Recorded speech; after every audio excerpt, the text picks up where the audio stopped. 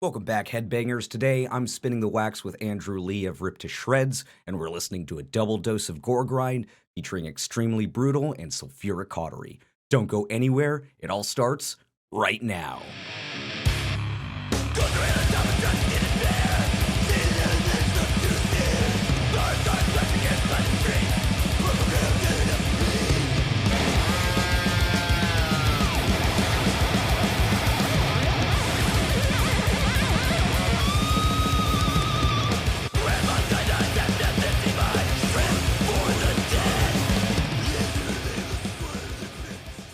Hello again, metalheads, and welcome back to Spinning the Wax, where we listen to your favorite artists' favorite records. My name is John Garcia, aka Stay Puffed, the Metal Marshmallow, and your friendly neighborhood headbanger. Today, my guest is none other than Andrew Lee, whom you may know as the guitarist and vocalist of Bay Area death metal band Ripped to Shreds, although he's also the founder of Houkago Grind Time and plays in so many other different extreme bands that it is hard to keep track of nowadays. Andrew has a long and storied history in many extreme and underground scenes throughout the world, and ever since joining Extremely Brutal for a series of live shows, he's fallen head over heels with the short, fast, pitch-shifted, gross disgustingness of GOREGRIND.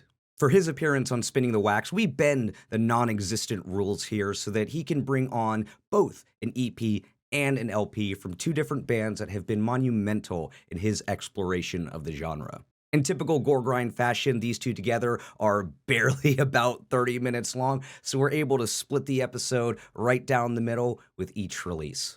First up, you're going to hear Extremely Brutal's 2018 EP, Dead Reconsiderations, followed up by the 18-minute LP by Sulfuric Cautery called Chainsaws Clogged with the Underdeveloped brain matter of Xenophobes.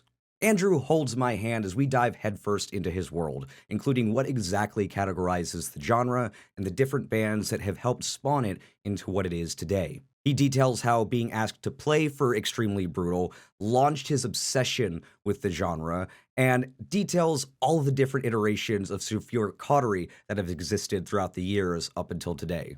There's plenty of stank faces to share amongst us, as well as some unhinged laughter by yours truly when the snares in Chainsaws Clogged shows itself. That fucking drummer in Sulfuric Cautery is out of his fucking mind, people. I will tell you that right the fuck now. So whether you love this type of horrid, disgusting shit or are repulsed at the very sounds that are coming through your headphones, I really hope you sit down and join us for this episode. Andrew is a wealth of knowledge that just casually spits out more facts about grindcore and death metal than I've ever fucking known in my life. And we chat about how he uses the blueprint of, quote, short and fast in his writing for RTS and HGT, as well as plenty of behind-the-scenes stories about how both of these bands compose, record, and play live. We also determined that grindcore and GOREGRIND is for the fucking kids. Please welcome to Spinning the Wax, Andrew Lee. My friend, it's so good to see you again. Welcome to the show, dude. What's up, man? It's been a long time. It has. So the last time that we talked was when Jubian was coming out, which, if you can believe it, was 2 fucking years ago. And now there's a whole new Ripped to Shreds album out there right now, which I'm happy to say is, unsurprisingly, is an absolute banger, and I know has been getting a lot of love outside, both from fans and metal people in the world alike. But catch me up the last 2 years, dude, because the last time we spoke, Jubian had literally just come out on the day, and then now, since then, I know you've been doing some touring, you've been playing a lot of shows, you wrote a new album and got that up, so a lot to catch up on. But how have you been the last little bit, dude? I've been great, man. Like a couple of months right after we put out Jubian, we went to Europe on tour. Mm-hmm. That was awesome. Then year after that, or I guess that would be this year, April, we went to the East Coast and Midwest on tour, and we haven't announced it yet, but we're gonna do the West Coast in a couple months. We're gonna have some cool friends with us. We're gonna be playing. We're already announced for Northwest Terrorfest, which I'm super excited about. Fucking Warm Brought, Demolition Hammer, and I guess I also put out a new HGT record this Fuck yeah. year, and I will be playing Obscene Extreme for that. So you got out to play some shows through Jubian, and then did you basically immediately start writing for Sanshi like right after that? No, I started, let me see. The song Horrendous Corpse Resurrection. Mm. I had like a vague sketch of it. I knew I wanted to have that ridiculous solo section, Yeah, dude. and I had the bolt thrower type intro, but I didn't have anything else. And I think I had that around the time Jubian came out, Okay. but everything else on the record, I wrote, I think, like in last December, November, around there is when I started working on it. Cool. It's been really cool to see, the underground people that were into Rip to Shreds before anybody knew Rip to Shreds, still be with y'all, and then also be getting the love through, Decibel Magazine and, getting the releases through Relapse and everything like that. It's been really fucking cool to see, man. I'm really proud of you and seeing your project get out there. Oh, thanks, man. Yeah, I mean, it's really been crazy. Like we're playing our release show, our belated release show, on January 11th, with fucking Regional Justice Center. Dude, they're so good. They're so good. And Taylor, he's in that band now, and Yeah. Taylor has personally been so awesome to us. He hooked us up with Cruelty, when they came in on tour, early 22, I want to say. Mm-hmm. Yeah, and he's always down, like, if I want to pick his brain or ask him for some advice. So he's a really awesome dude. And we're also going to be playing that, the pre-fest for Decibel, with Incantation and Mammoth Grinder in April. Is that the one in Philly April. or is that in Denver? Philly. Okay, Philly. fuck yeah. Yeah, yeah. I saw Cruelty. Honestly, I can't remember if it was this past year or the year, if it was last year. I think it might have been sometime last year. Because all I remember is Cruelty came through. I think the headliner was Sengo Sugabog, and they were playing with Vomit Forth and, oh shit, Gates to Hell, a really cool band out of Louisville. And it was probably like 115, 120 degrees in that venue because they oversold it. It probably only should have been like 175, 200 people in that venue, and there were like maybe 250, 300 in there. And it was like middle of July, August in Nashville. But oh my God, man. I just had the best fucking time. I got launched out Was that this year? I guess it must have been this year. Because the gate, I know the Undeath Gates to Hell and Cruelty tour was a couple months ago. Yeah, but Undeath wasn't on that bill, and it wasn't a couple months ago, so it might have even been the summer of 23. I don't even know. Dude, time doesn't exist anymore. It doesn't make sense. But hey, if you, dear listener, were out there on that Sengo Sugabog Cruelty, spinningthewax@gmail.com, let me know how that was. But point is, Cruelty is really fucking good. And if you haven't listened to Untopia or their new EP that they just put out a couple of weeks ago. Their new EP is so dope. Dude, it's so, the title track on that one, I listened to that when it came out and was like in my eyes, I don't know if this band can do wrong musically. I don't know. I know you're doing your release show for Sanshi on the 11th of January, but to my knowledge, y'all haven't played or toured the album or anything like that, or played live the songs, have you? So we've been playing Visions of Sin off it. We played that one all on tour in April, and also Perverting the Funeral Rites. Okay, cool. And I think we played Force Fed. We might have played Force Fed like last year. I'm not totally sure. Mm-hmm. Because that was one of the songs I was like, this is something that's going to be really, that would come off really well live, because we have, it's like super thrashy and punky, and we have like the gang shouts and everything. And so I was like, this is something we should, before like we even start recording the album, that we should be like practicing it, and we should try and get it into our set list. Yeah. So we've actually been playing quite a few of the songs off it before the album came out. Yeah. I think in total on the tour, our set list is like, I think like 6 songs off the new record. Oh, wow. Okay. That's way more than I would have thought. So that's awesome. Because I was going to say, which ones are you excited to play live, or like, how is it to have that record out and see the feedback for it? But like by this time, all those songs are like old hat now. I mean, so so the song that we've been practicing hard is Into the Court, because that one's like like more than 6 minutes long. It's got a buttload of solos, and like the way the vocals sit over the riffs is like not fucking not fucking easy. No. So, but I mean, I'm really excited to see how people respond to that song live. As long as you guys can play it, which I'm sure that you can, I'm sure that it'll go off amazing because that's the intro to the record, right? Yeah, dude, that song is fucking incredible, dude. So let's get into the crux of why we're here. So we're here to listen to music, and you have brought on a couple of GOREGRIND records, an EP and a full length. And I say that I make the rules here. I am the God Emperor of this show and of this interview and everything like that. And I say that there are no rules. Nobody has brought on an EP yet, and nobody has listened to two things back to back. But considering that the runtime for both of these releases is like still less than 30 minutes almost, I figured that we could get them both in. But yeah, so you are bringing in the EP from Extremely Brutal, and then we'll listen to an album from Sulfuric Cautery. So, my friend, I mentioned to you, I'm not a GOREGRIND connoisseur, right? I've dabbled here and there. I know some things about it and have listened to bands and stuff like that. But as far as like, I'm sure that you could probably name off 5 GOREGRIND bands off the top of your head that I've never fucking heard of. So, first, I'm sure I can name 10. Yeah, well, exactly. More than that, probably. Like, I am not I don't want to say like I'm completely out of my element, but I'm mostly out of my element over here. So, Andrew, first off, what is it about GOREGRIND that you love so much and got you so far, down this rabbit hole? And with that, why are these two releases two that stand out to you to want to bring on the show today?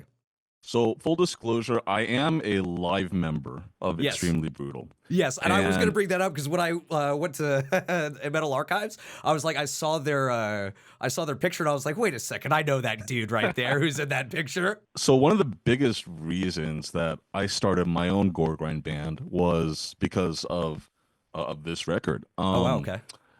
So the main guy behind this, his name's Harlan. He's from Minneapolis, but he's been living in Japan for like the last 20 years. And when he was gonna play the songs off this record live in Ohio at Indie Music Fest 5, he asked me if I wanted to come along and play live with them because there's like all these solos, which is very atypical for GOREGRIND. And then so he wanted to have like the rhythm guitar and the solos together. And I was like, sure, that sounds like fun. And then when I started actually learning this, I was like, this is so much fun. I need to make my own GOREGRIND band. So like, I have been aware of GOREGRIND for a very long time. Sure. Like when I first got into metal, with like In Flames and like Children of Bodom, I heard of Carcass. I heard of like Heartwork, and I went back and checked out like Putrefaction, and I thought it was a joke because if I'm listening to stuff like In Flames, right, Putrefaction sounds like a complete joke. But I think when I started getting back into more underground stuff, more raw stuff, then that's when it started clicking. Yeah. But I'm trying to think of what the first GOREGRIND band that like really clicked for me was. I think it was probably Dead Infection. Okay, yeah. They're like a classic band. They were a classic band out of Poland because like Saijan passed a couple years ago. That's the drummer. But like they started as most like of the early 90s GOREGRIND bands. They started like following Carcass pretty closely, but within a couple of years, I think the GOREGRIND sound has gone very far beyond what Carcass did in 88. Because like I feel like if you show most people to a GOREGRIND record that was made in like 96 and then put it side by side with Putrefaction, I think most people wouldn't even be able to tell that they're supposedly from the same genre. I think I listened to Necroticism even before I ever listened to Heartwork. And Mhm. that's where I could see that, like, oh, it's, some of the bands that I've been researching and like going through, it's like, yeah, just open a medical dictionary and like that's what their song names are basically. Yeah, So yeah. like I see that, I always think it's interesting when I see like, Gore Grind Carcass. It's like, I always think that they're just like a more of a death metal band, but they have that influence, I think, with this genre, correct? I think most people of the time, like when Carcass started, would have considered Carcass a death metal band. Mm-hmm. The same way that people considered Repulsion to be a death metal band, and that grindcore wasn't really a thing until like maybe the mid 90s, where Oh, they went back and like, okay, we can see all the bands from back then, and then like they're actually separate from death metal. They actually did something totally different, because like grindcore, gore grind, and death metal kind of all got invented at the same time, and they're all kind of influencing each other. So I met the guitarist for Extremely Brutal online around late 2018. He actually came to see one of the first Rip to Shreds live performances ever hmm. in Taiwan. That would have been like early 2019. And then that's where we really got to talking and got along well. And it was like, at the end of the year, there's a show in Ohio. Come and play with us, I had already, started to be more familiar with the gore side of grindcore Sure. at that time. So I understood what was going on. I might not have like listened to a ton of it, but Yeah. I understood it. Cool. And real quick, before I don't want to let this go. So Dan Earl Rickman, who's in this band as well, Archagathus. the picture that he has on on Metal Archives, I'm gonna put it on the stream when it goes live. But here he is, this majestic man, bareback, barefoot, on a horse, playing an alto saxophone with just like his hair blowing in the wind and just like a beautiful field with the blue sky going across it. It's just like, and then this man is in here playing fucking Gore Grind. It's Yeah, incredible. It's that's the main guy from Archagathus. It's off the cover of Canadian Horse. I mean, fuck. I think Archagathus. So have you heard of mincecore? Mm-mm, I haven't. So mincecore, like Agathocles or Haggis. Like Agathocles is like the original mincecore band. Like they started, like What defines 80. mincecore? That's just what Jan AG called it. Okay, And since cool. he started it, so he gets to call it that. Yeah, no, that's totally fine. Yeah, I was just like for the uninitiated or whatever, people listening to this like, what the fuck is mincecore? It's like, is that like Yeah. mince meat? I think that was kind of his idea, like grind, and then from grind you make it even finer. It's mince. I got it. Okay, cool. Yeah. I think the way he described it was like he wanted to, because this was like in the early 90s, and you had like these porno grind bands, and you had bands like meat shits, and then anal cunt was starting to enter their super edgy phase. Yeah. And then he was like, so he wanted to take grindcore back to its more political roots, and like make it super simple and super punky. And so that's what he called mincecore. I got you. And I think Archagathus really popularized mincecore. Okay. I mean, that's just my opinion. Like in the late 2000s, early 2010s. I think that Archagathus and Haggis are probably like the two biggest mince bands in the world. There, and like honestly, Haggis sounds like Haggis playing mincecore sounds perfect, I think. So like they knew what was going on. So there you go. There's your homework, everybody. If you want to get into mincecore, Archagathus and Haggis, write down on your like TBL list. Yeah, it's insane how big Haggis is. I think they played this one because they're relatively new. They started in like 2017 or 2018 or something like that. They played this one punk show in LA. I don't know if you heard about it. It was like this free punk show in a warehouse, and there was like 4,000 people there or something. Mhm. The videos from it are super crazy. Mm. Haggis, they just signed with Tank Crimes Oh, fuck from yeah.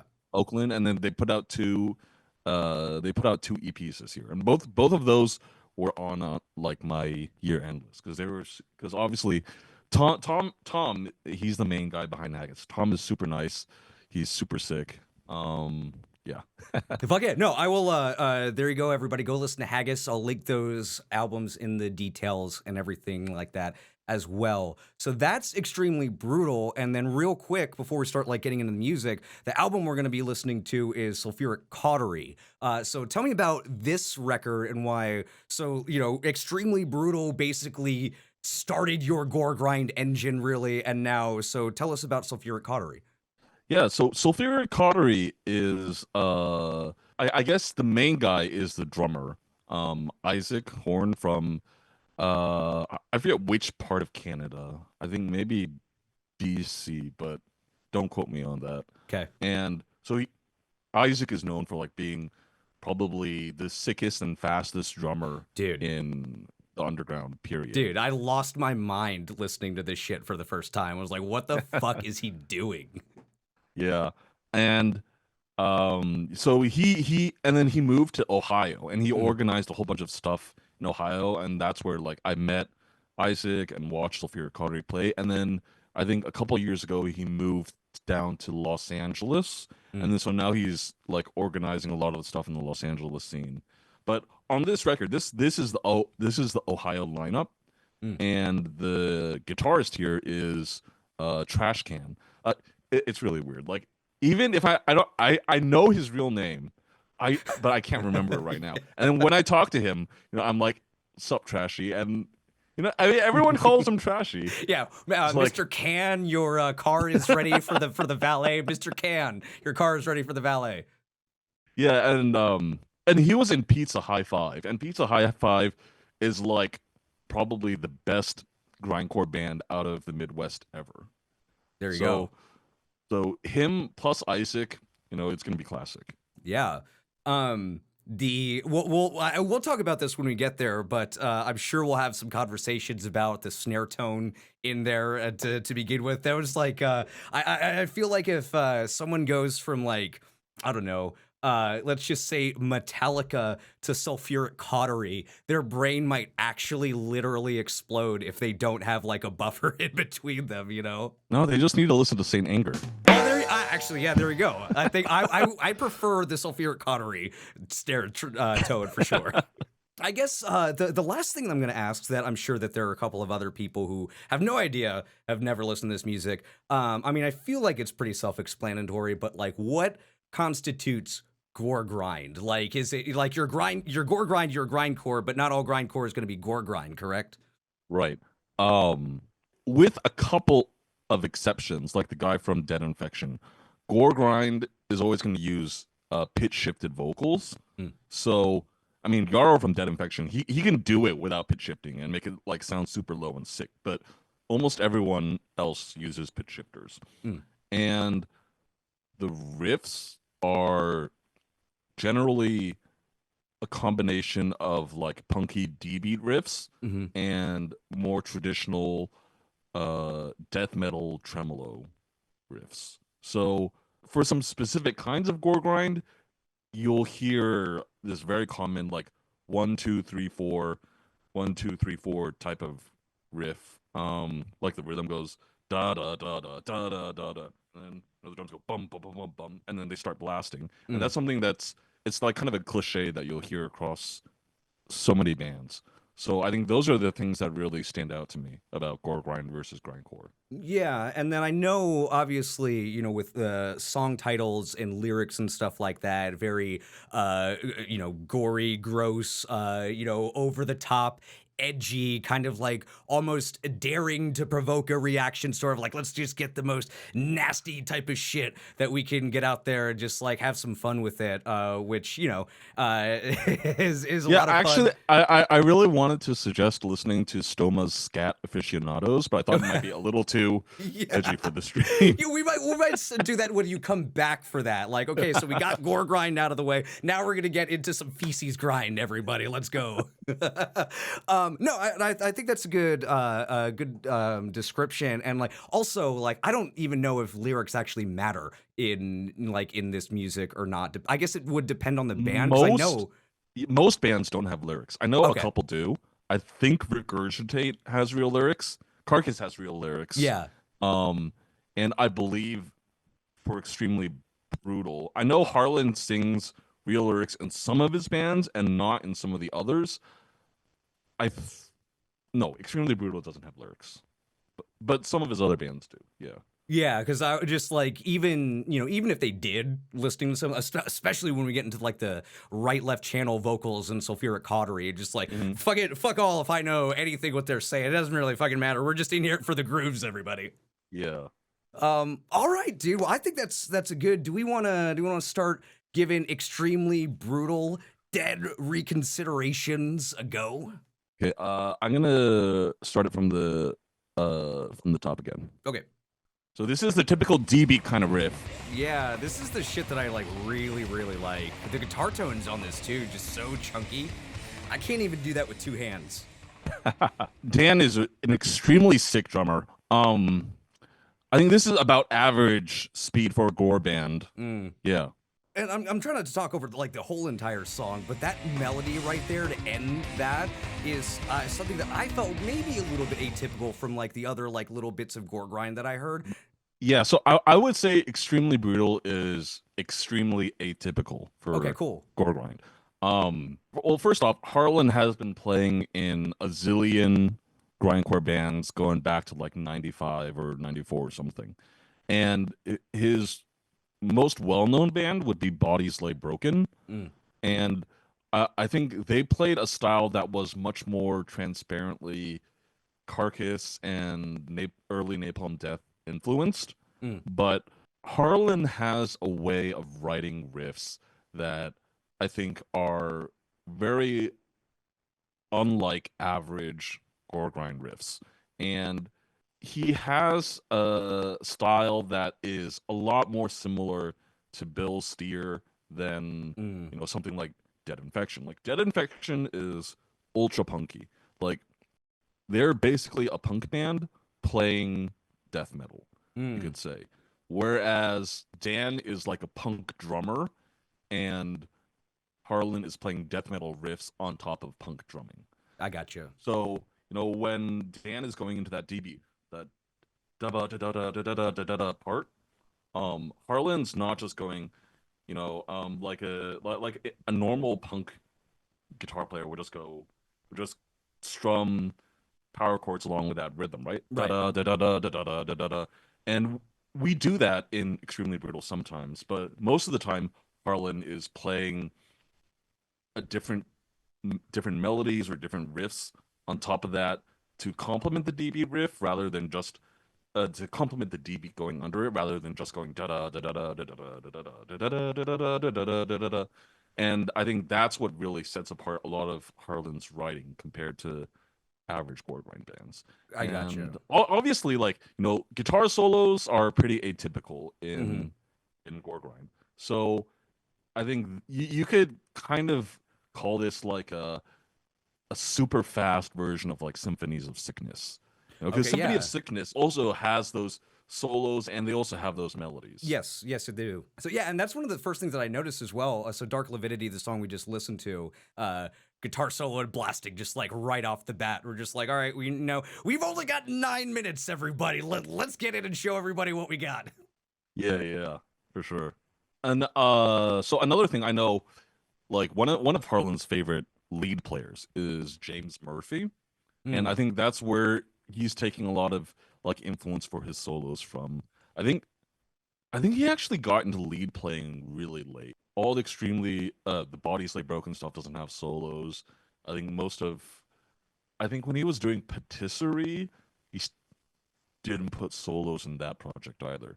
So it must have been like the last 8 or 9 years that he started, playing leads, which is interesting to me. Because like someone who's been playing grindcore for as long as this dude has can still like kind of evolve their style and change it up and do new things. Yeah, especially with I don't know if you would agree, because I feel like it's kind of like a catch-22, like a grindcore song or like writing a grindcore album and stuff like that is both, I feel like can be limiting, but also there are no rules at the same time, where it's like you have a very short amount of time to get in all the stuff that you want to do within a certain set of, let's just say like rules for lack of a better word, right, to do that. So you already have a constraint there, but it's those constraints that I feel like may open up that creativity and trying to find it. Would you say that's correct?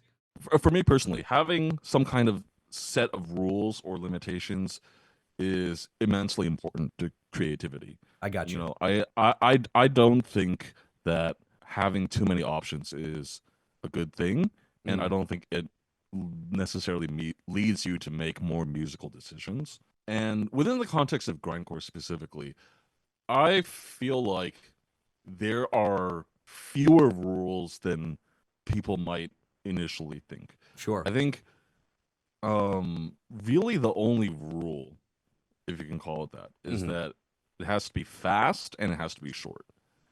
But within the context of fast and short, you know, you can do anything.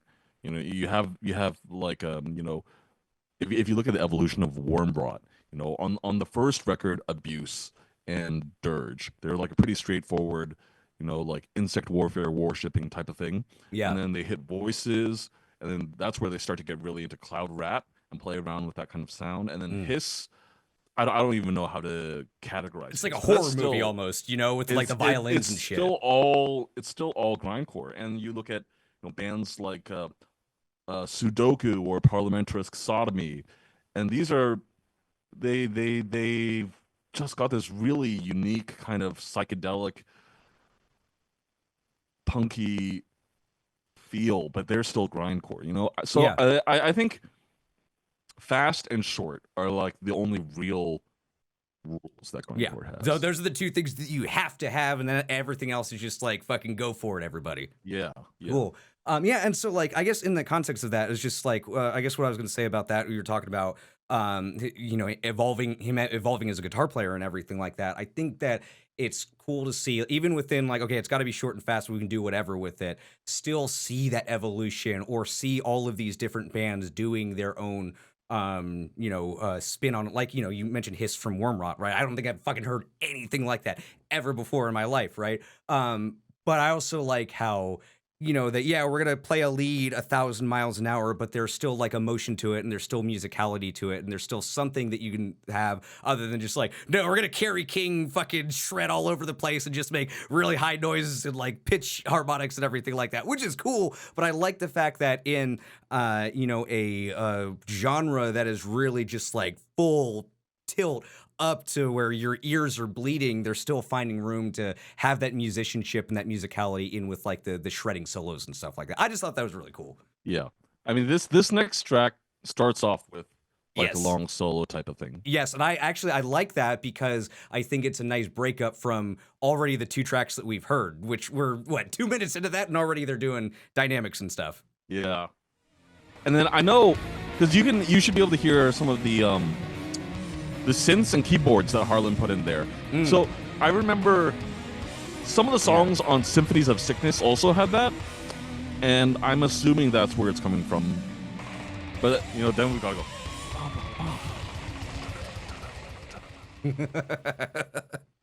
So you said these vocals aren't pitch shifted, correct? Yeah. So he does both. Okay. I can hear the lower end. Yes, I can hear the lower end. And that's the natural ones. Gotcha. One of the things that I love about this is when you hear Dan go like ba ba ba ba ba ba ba ba, and then da, da, da, da, da, da, it's a very mincecore type of drum beat. If it was Archagathus, you would hear the riff go like da da da da da da da da da da da da da da, and then it would just be like, you know, a really simple punky with that kind of riff. But the way that Harlan plays over, you know, he takes it someplace totally different. It was the same thing with the D beat riff here. You know, it was like, you know, da da da da da da da da da. But what Harlan plays like da da da da da da da da da da da da da da da. So I just find that, you know, contrast between what normal gore bands do and what Harlan's doing here really interesting. What I also liked about that too is when you were doing that, it kind of feels like the, you know, here's the 4 slaps that we're gonna give you across the face to kind of wake you up, and then we're gonna attack you friendly, just like ba ba ba ba ba ba ba. You know what I mean? It's just like, it's a nice way to kind of. I love those punches. Yeah, I do too. It's funny when you watch Dan play them, because I think a lot of drummers would use would use like two hands, like. But when Dan does that live, he uses one hand, like goes back and forth like that. Mm-hmm. I'm trying to remember what other bands use that kind of high clean vocal. And I say clean in the sense of it being not processed. Yeah. For a second, I was like, I don't hear any clean vocal, but then it's like, no, okay. Being like, no, it gets on there. I feel like that was the shortest song that we have so far. It was about like 31 seconds or something like that.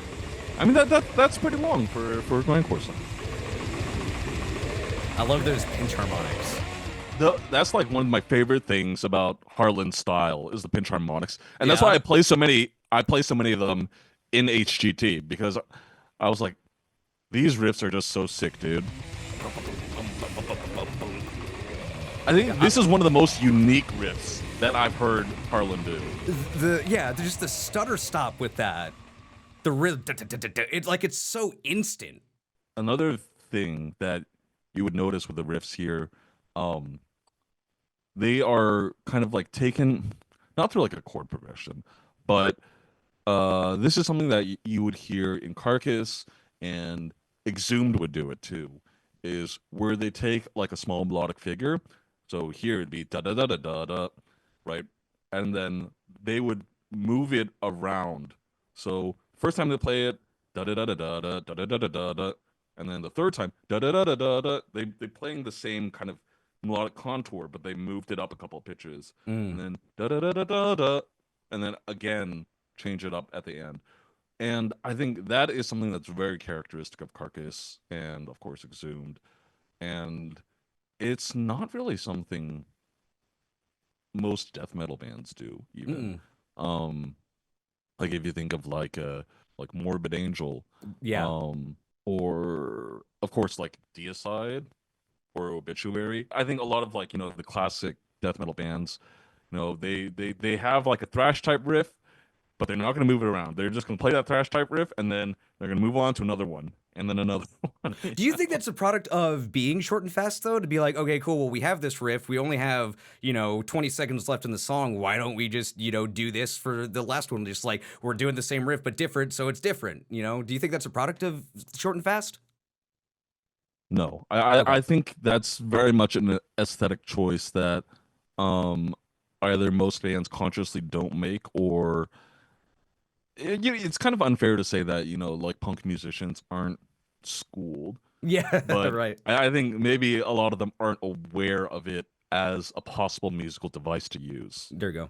Something that a lot of gore bands don't do now, but Carcass did, and I'm starting to try to put it in my bag of tricks, is the wet and dry vocals are not like purely wet. There's like a 50-50 mix. So you can hear the original on top of the and it's not like two takes. It's the same take, but the pitch shifted effect is set at like 50%.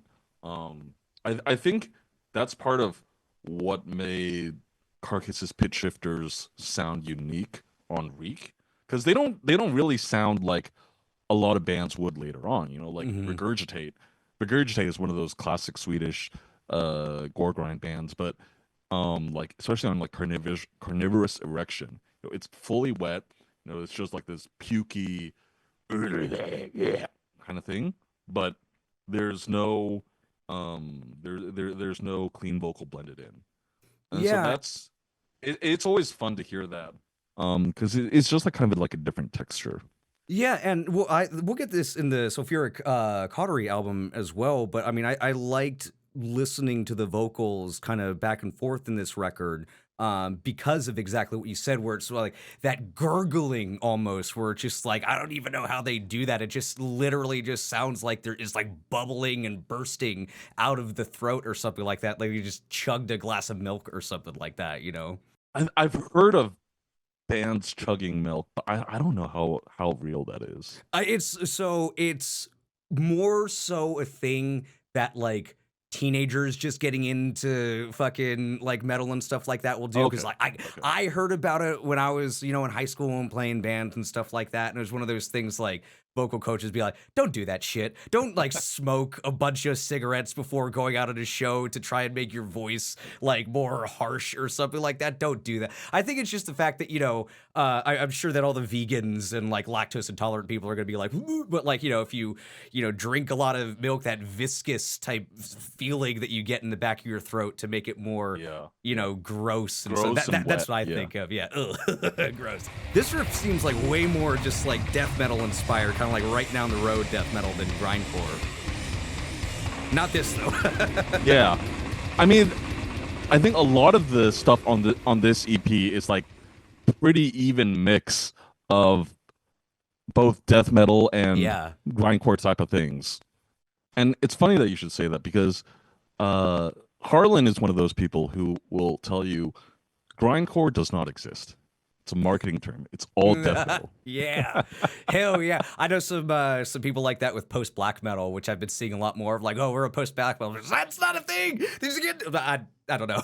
Like, all genres are made up, right? Like, genres don't exist ever. So, like, but yeah, I think that's funny. It's like, no, we're grindcore purists. It doesn't exist. It's Hallmark. It's Hallmark things, so then Hallmark can sell more cards. I think all genres are kind of like a post hoc rationalization or categorization.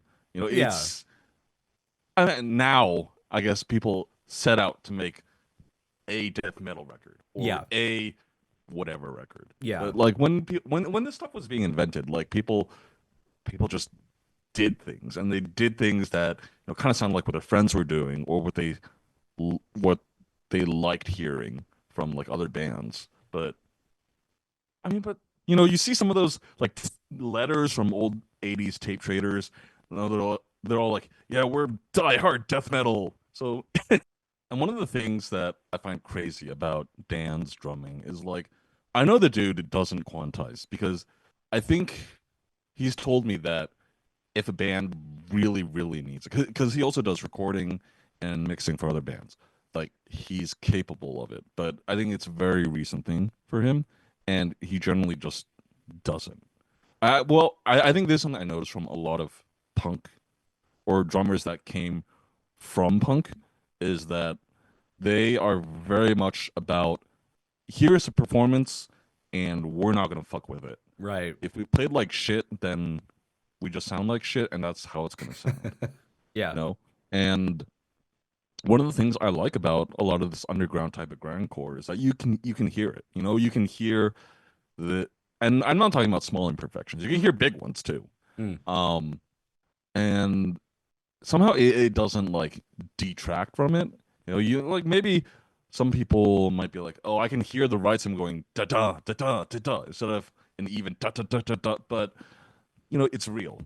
It sounds sick. So I know Dan is not punching in or editing these tracks, but he still sounds so fucking on point. Yeah. I think Harlan called this his Morbid Angel riff.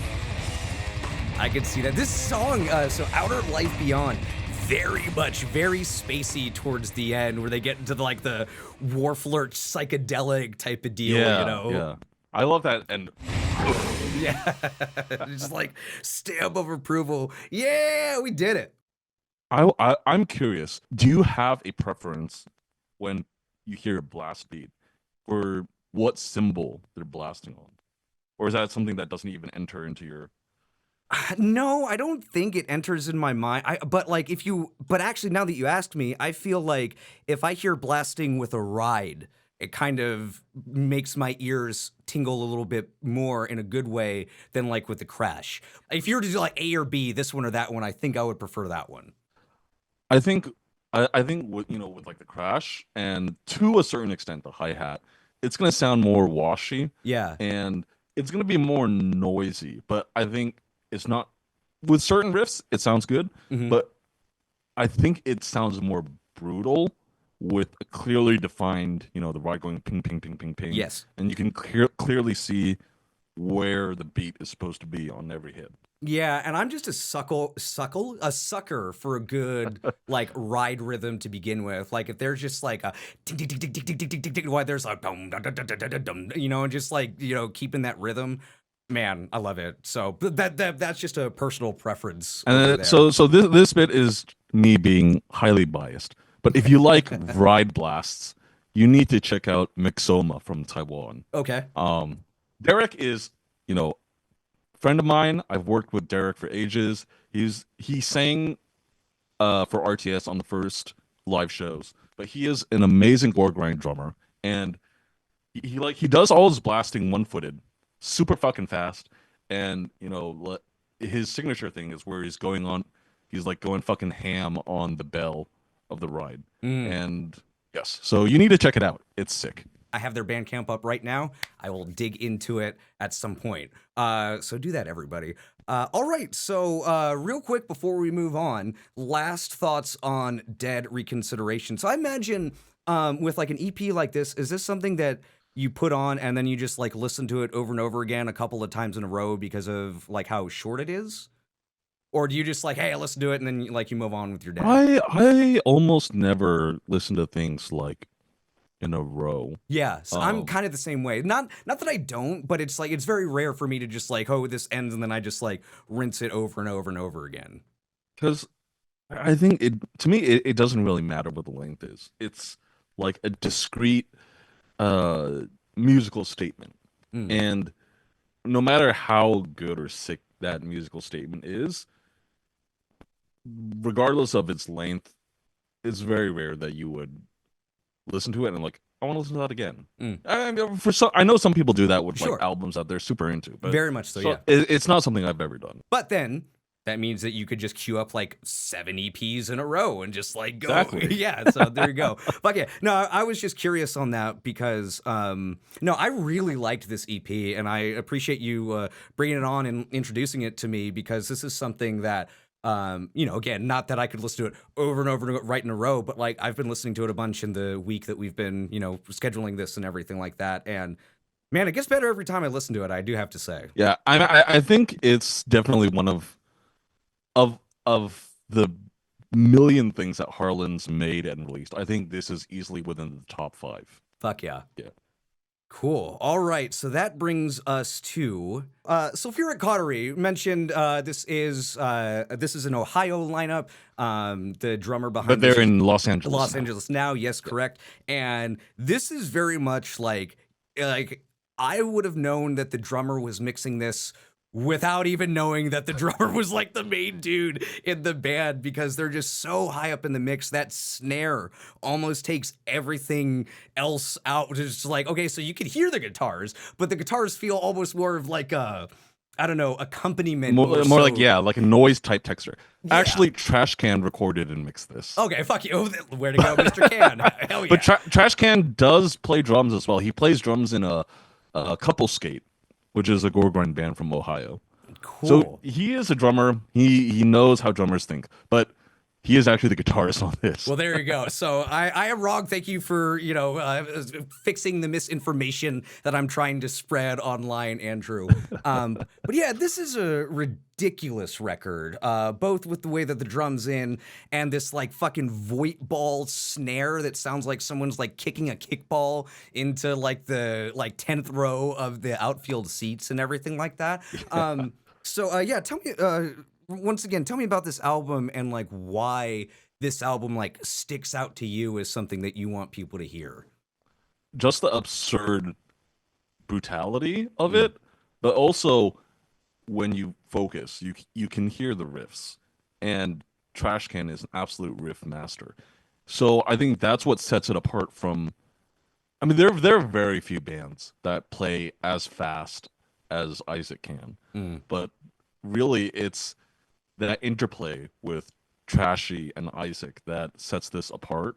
And then, of course, I think on this record, Trashy, Ryan, and Kirby did vocals because they've got 3. But like in current iterations of the band, only the guitarist does vocals, and so they lose a little bit of that absurdity. Yeah, So that's why my personal preference is for this first record. There's a lot in here, and I do like. I'm sure that many people will probably press play and in the first 5 seconds be like, nope, I'm out. But I also feel like this is, a acquired taste, right? I mean, nobody's first favorite band is going to be a grindcore band, I don't think, unless you're just really spinning@gmail.com. If your first favorite band was a grindcore band, I want to hear from you, or leave it in the YouTube comments or whatever. But yeah, I definitely think for some people this is going to be a test of endurance for these these 19 minutes.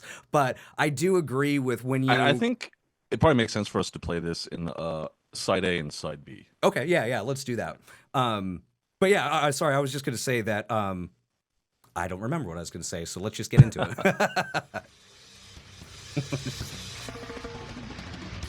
That guitar tone could bring down cinder blocks.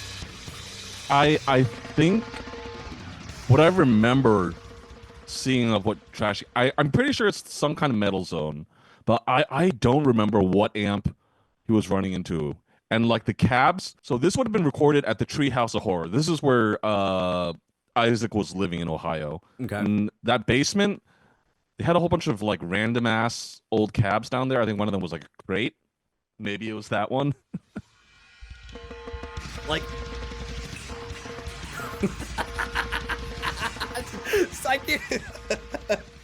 And you can still hear those accents in there that Trashcan's doing, and it's not all just a wall of snare. Listening to him do like the gallops and then the like like the machine gun spits that he does on this thing really helps break up the sound, because sometimes I'm just like, I don't even care what the sounds like. What you're doing is insane. Mostly the Superfast thing, he's doing one-handed with his snare with his right hand. Usually right hand. I think the way I've seen him do it, so bounce, bounce, bounce, then his fingers get into it, bounce, bounce, bounce, and if he can get in a full 12 hits, the last ones are a little bit weak, but with his like last two fingers, bounce, bounce, bounce. I think that's usually what he does. And then his left hand would be like crashing, but like 1, 2, 3, 4, 5, 6, 7, 8, 9, 10, 11, 12, and then accent, and then back into the jitter. That's how I've generally seen Isaac do it. That's crazy. Yeah, some of the roles that go on, because I have some notes in this that I wrote down, but I'll point him out when he just like starts like not even quite drum soloing, but it's just like everything that he's doing is like yeah, that's one-handed. Yeah.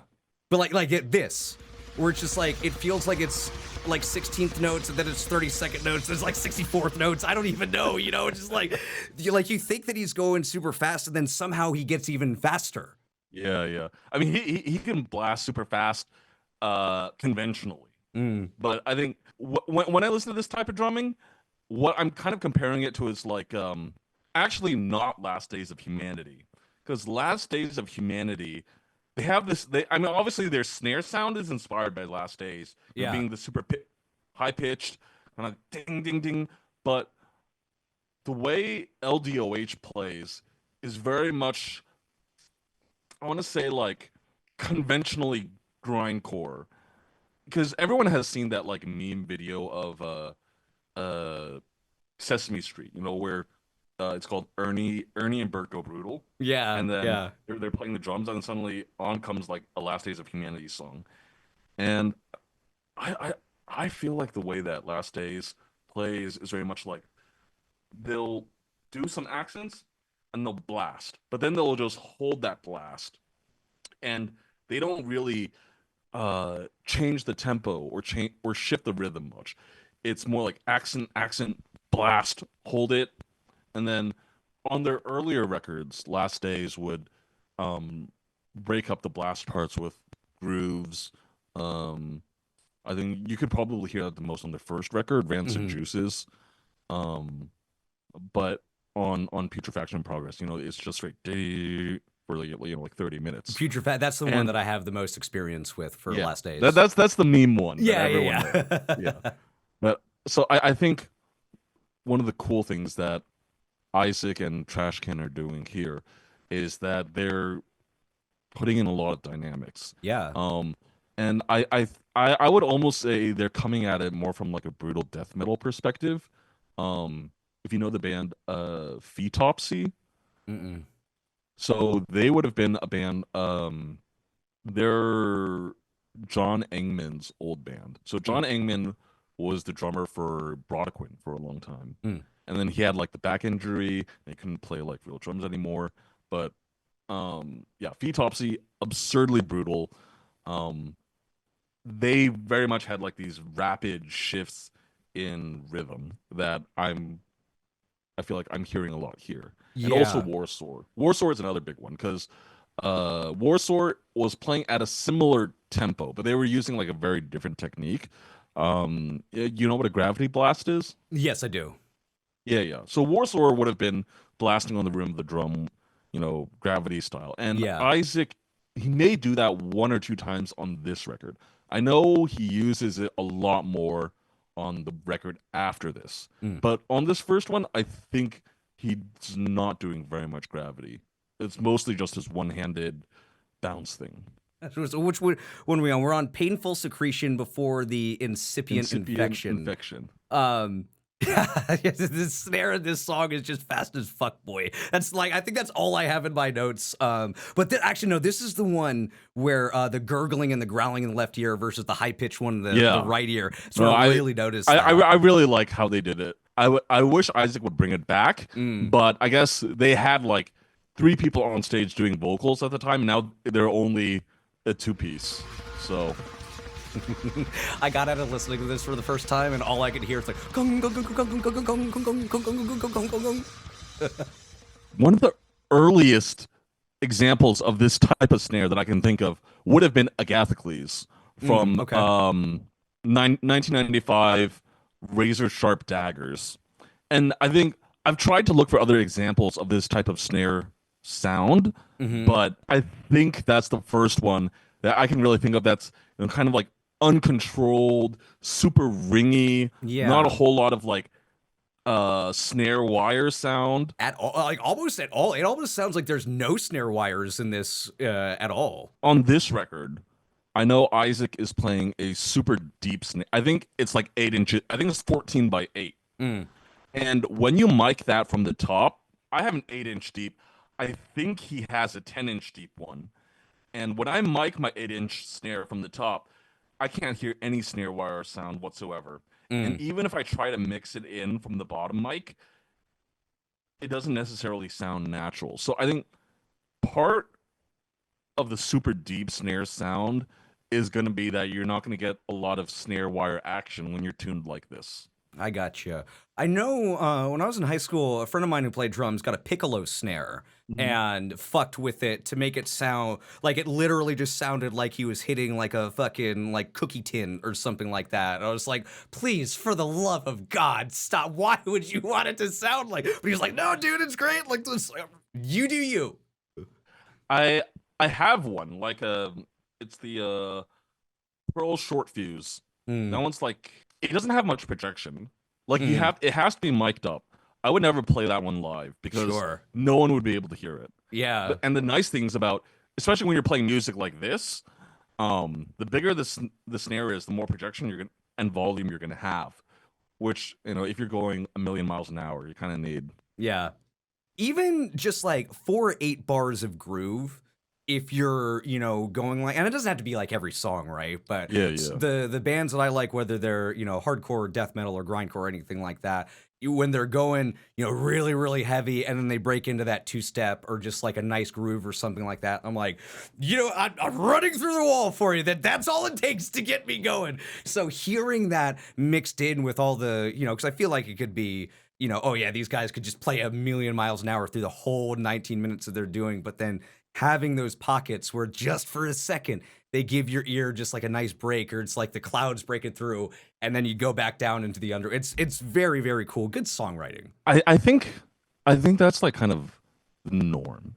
Yeah. It's like I think most people would agree that's good songwriting, and that things generally have a greater impact when you give that kind of like dynamic contrast. So I think bands that don't do that are like consciously making like kind of like a conceptual choice. Very much, yeah. Like, we don't want to give your ears rest. We want it to be just a straight wall of noise from beginning to end. Yeah. Like you can look at it like from the opposite side. For slow bands like Dark Throne on Transylvanian Hunger, or like Vaughn. Um, they were very monotonous, and they Hmm. deliberately chose that monotonous tempo to make kind of like a statement and to evoke a certain emotion.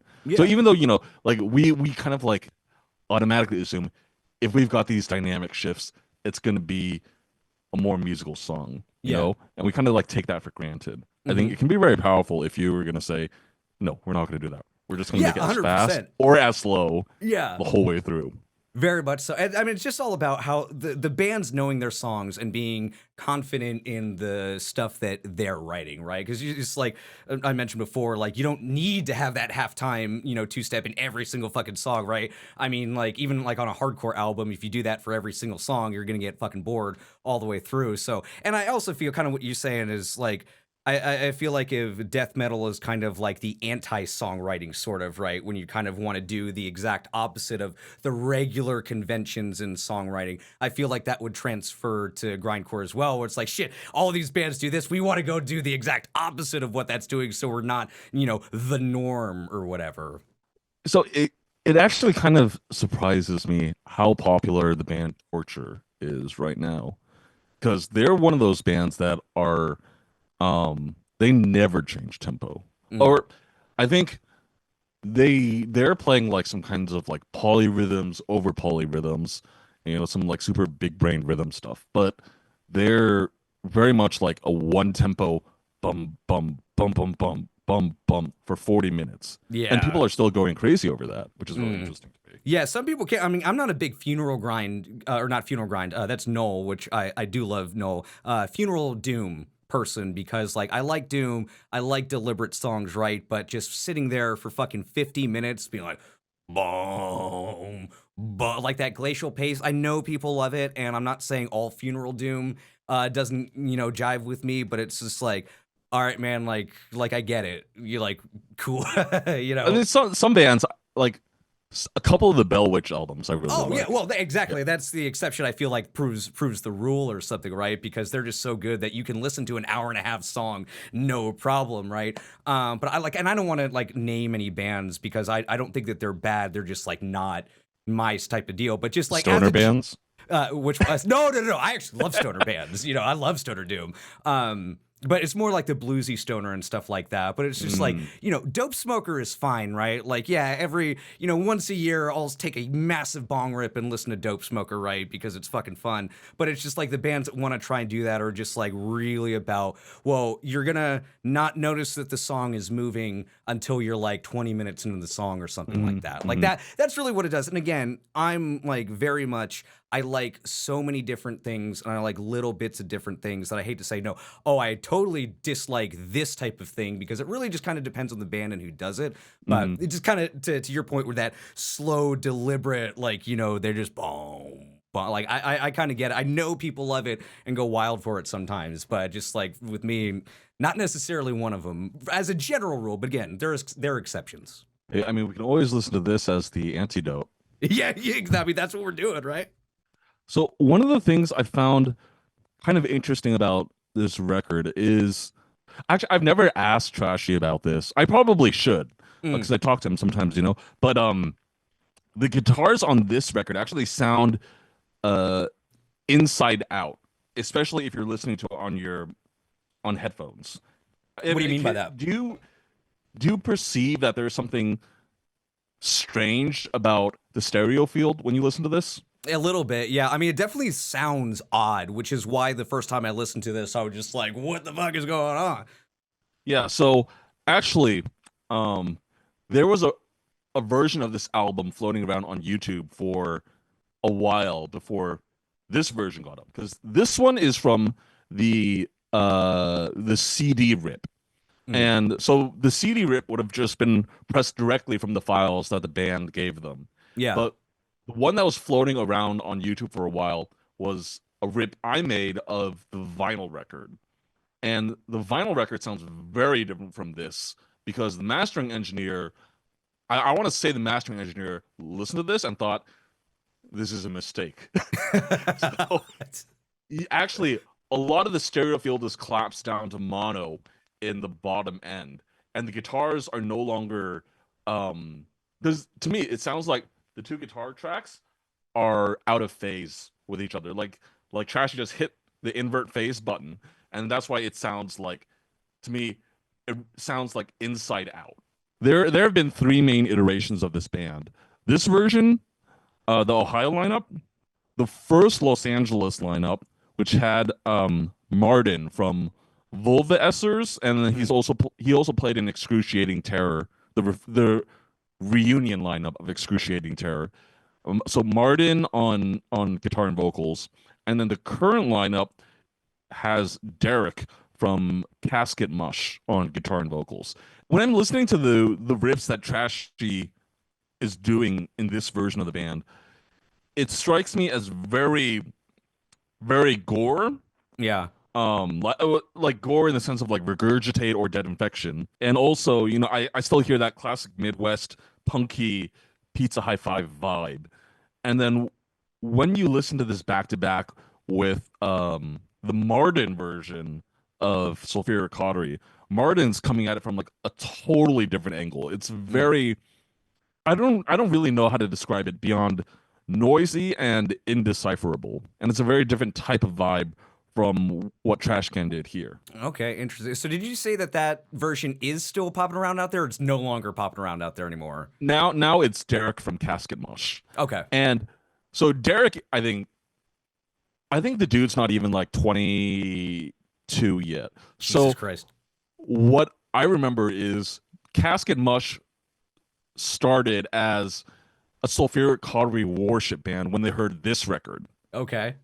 And then, you know, like 6 years later, you know, Isaac is in LA, and then like Isaac's like, hey, you want to actually be in Sulfuric Cautery? So I think yeah, that's awesome. When I hear some of the new tracks that they've just been putting out, it sounds to me like Derek is kind of pulling from this era of the band consciously. Because I know they've played songs from this record live, which I believe they did not do with the Martin version of the band. I like how most of these songs have started out just like kang, kang, kang, kang, you know, just like counting off with the snare like that. Yeah, exactly. I mean, it's just like a classic grindcore thing, because like you do that live anyways, right? Yeah. So you might as well put it on the record. Yeah, it's cooler than counting off with the sticks. Yeah, Everybody does that. generally, I think I would count on the snare on a recording. I would count on the snare if it's meant to be aggressive, and if it starts off on a more punky vibe, I would count off on the sticks. Just that. That's his one-handed roll, man. That's fucking crazy, dude. Does he hit that with the back of the stick too? Is that what he's doing, or is he just doing that with the front of the stick? Well, let me see if I can find a stick. What I believe Isaac is doing with this stick, so it's like bouncing like this on when he brings it down the first time, bounces like this, and then I think what he's doing to maintain his momentum is he starts to turn his wrist to get a little bit more bounce out of it, and ends up kind of like this at the end. And then so he's rocking his wrist like back and forth like that. That's crazy. Yeah. I will tell everybody who pressed play on that and noped out after like 5 or 10 seconds.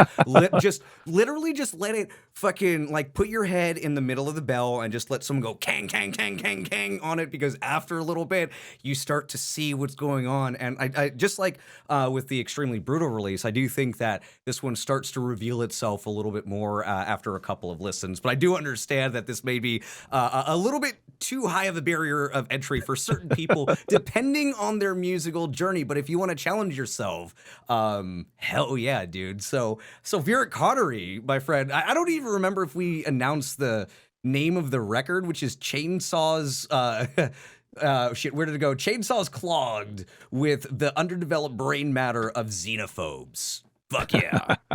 They were such a fun band to watch. I mean, they're still fun to watch now. It's just a little bit different. Yeah.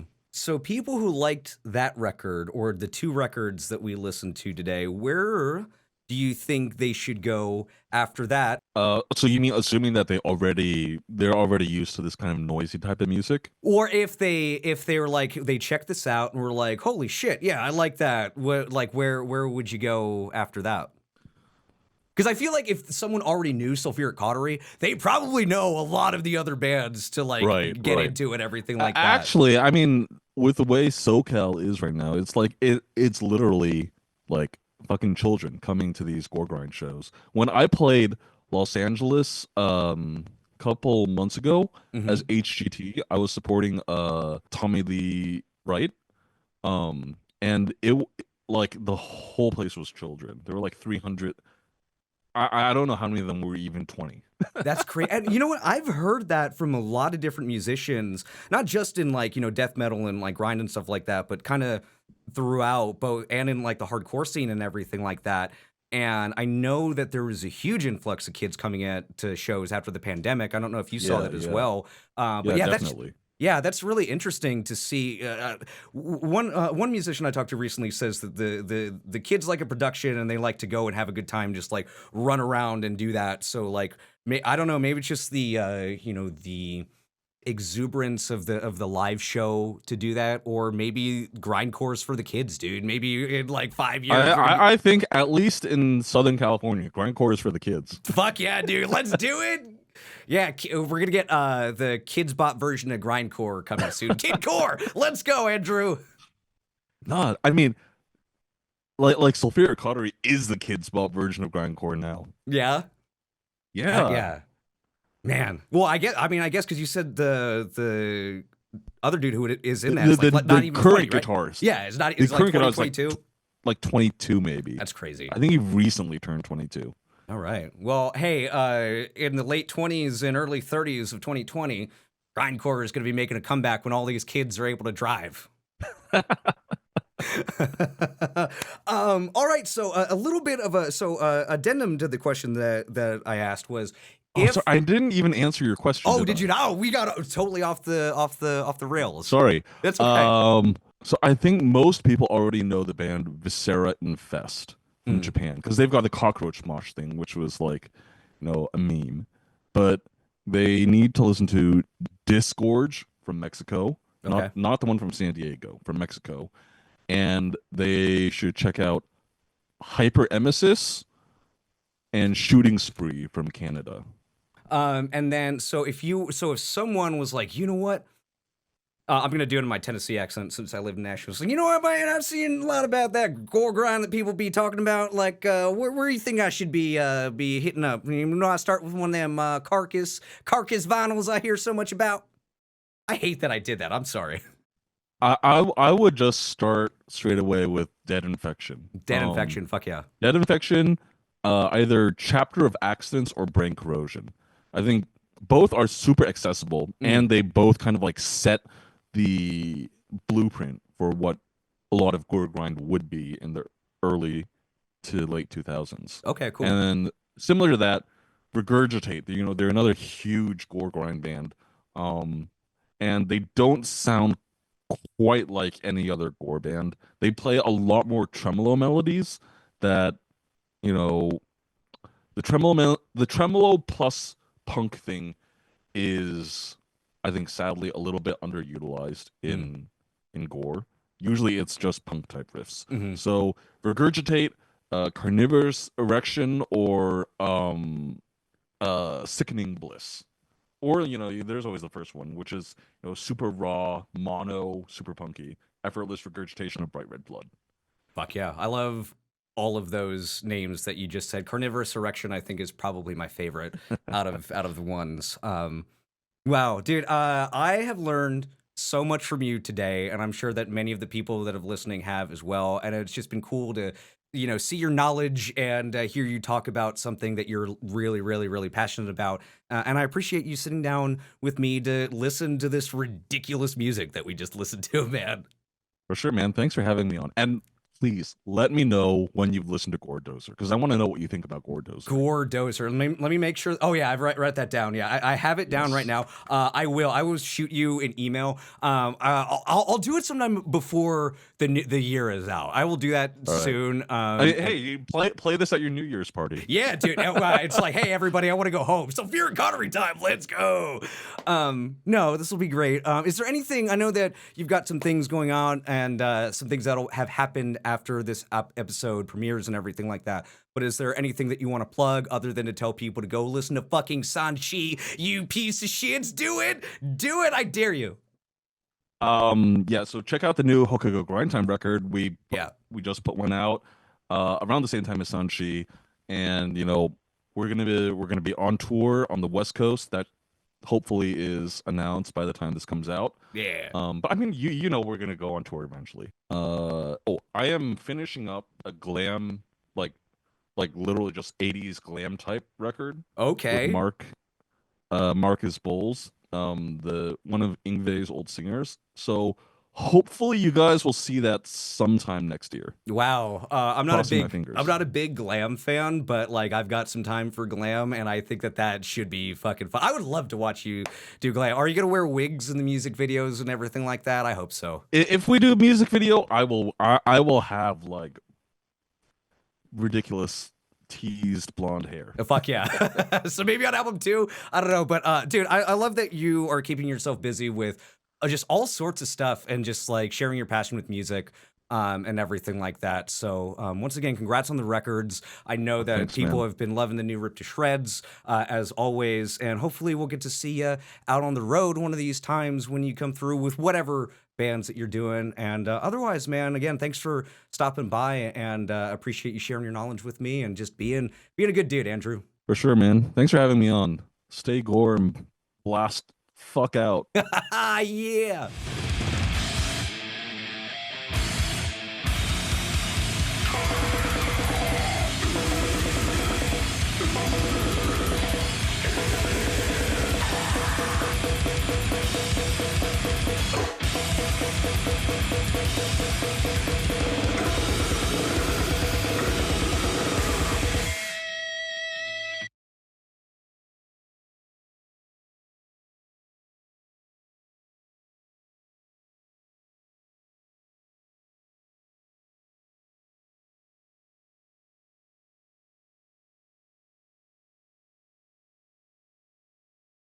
Stay gore and blast the fuck out indeed. That was Andrew Lee from Rip to Shreds, taking us to fucking school in the world of all things gory and grindy. Huge thanks goes out to him for sitting down with me, having the patience to deal with my stupid fucking questions and just the ridiculousness of the entire genre. If you love your death metal, and I'm sure that you do, definitely check out Rip to Shreds' new album, Sanshi, which is out everywhere right now via Relapse Records. I mean, you should check out all of RTS's albums, but yeah, start with Sanshi. It's a good place to go. And if you love the kind of shit that we just listened to, short and fast, also give a spin to the new Houkago Grind Time record, which came out last year, entitled Koncertos of Kawaiiness, stealing John Chang's ideas, a book by Andrew Lee. It's out now via outrageous Weeb Power Productions, and it's 20 minutes of a good goddamn time, I promise you. If you happen to be one of the lucky or unlucky, depending on how you look at it, folks that live on the West Coast, somewhere in California, Oregon, Washington, or BC, check out Rip to Shreds on their run through those states in May. There are 4 dates with Bruce Campbell, as well as 6 with Blistering Rot. And then before then, if you're in Philly in April, you can check out RTS at the Decibel Magazine Metal and Beer Pre-Fest in Philly. It's a mouthful, my friends. They're playing along with Walking Wounded, Mammoth Grider, and fucking Incantation. You definitely don't want to miss that out if you're in the city of brotherly love. So head over to all of the RTS links that I have below, or follow RTS on Instagram, Bandcamp, all of that stuff. Well, that's all that I've got for you this week, my friends. Thank you so much for listening, supporting, and enduring the ping of Sulfuric Cautery's snare, and all of the horrible, disgusting, yet awesome shit that we listened to and destroyed our brains with today. We will be back in about 2 weeks from now. I'm off to London the day that this episode airs, and we'll be taking a much-needed break away from all of this. And audio listeners, I'm just gesturing broadly at the world. Assuming that I don't pick up the flu or that jet lag isn't too bad or anything like that, we should be back for an episode on March 5th. But I will let you know in, all the Discord servers, on the Instagrams, on the socials, and everything like that. So follow us at Spinning the Wax on Instagram to stay in the loop. And you can follow me at StayPuffed_Malo on Instagram to stay in the extra loop if you want. Give us a like and subscribe if you liked what you saw on YouTube. And if you're listening to this in audio form, please give us a 5-star review. That helps us so much. If you'd like to support the show directly, head over to patreon.com/spinningthewax to do so. In addition to helping keep the lights on and bring you more interviews and fantastic guests, you'll get new music updates every week, early access to videos, access to all the playlists that I compulsively create, and exclusive videos and more. Of course, times are shit. I totally understand that. So if you're not able to do that at this moment, sharing this with your metal friends or anyone who would love the guests or albums that we've listened to would be a massive, massive help. Huge for us right now, especially as we're just making a name for ourselves out in the world right now. So I appreciate you, whichever avenue that you go through, and appreciate you if you sat down to listen to this at any point, my friends. So we'll see you in a couple of weeks. Take care of yourselves, take care of everyone else around you. Stay safe, stay sane, stay heavy, stay puffed. See you next time, friends.